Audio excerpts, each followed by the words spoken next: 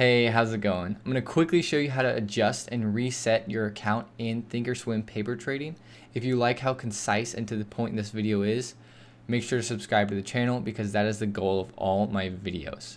So here we are on the platform. What you're going to want to do is open up your monitor tab and then go to your positions. Now, if you don't have any positions, you're going to want to open positions because you won't be able to get to this option without having positions open. You can then later close them so your account doesn't have positions open while you reset it. So you're going to want to just right click anywhere on these instruments. So if I just have this AA position open, right click on that and do adjust. And so I can reset my positions. I can add positions. So if I wanted to just add 5 shares to this position, I could just instantly add 5 shares into my account. And then I can also reset all positions. So that's what you might want to do before you reset your cash, is reset all your positions and then go in here and do adjust cash.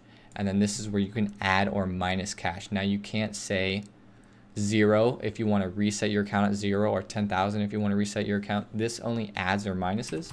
So you want to do, let's say, add 10,000 to our account, and then you can see up here my account is now at 110,000. Now if I wanted to reset it back to 10,000, I could go back to adjust cash and either minus 100,000, or I could minus, however much I have. If it's a really weird number, minus all that down to 0 and then go back and add however much I want. So right here for me though, because my account is pretty even numbered, I can just minus it down to 10,000 and then my account is now reset at a starting amount that I want. Now I will say, when you're doing this kind of paper trading, try and do it at a number that you're going to actually start with your live trading. So if you're going to do a 5,000 account when you initially start, try and do your paper trading at 5,000 so you get used to the numbers, so it's not weird and different. Don't start with a $10 million account in your paper trading and then switch to a $5,000 account when you're paper trading.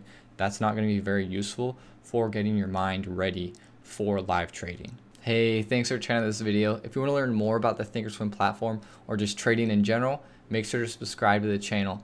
And if you have any questions or comments, make sure to leave them in the comments section below.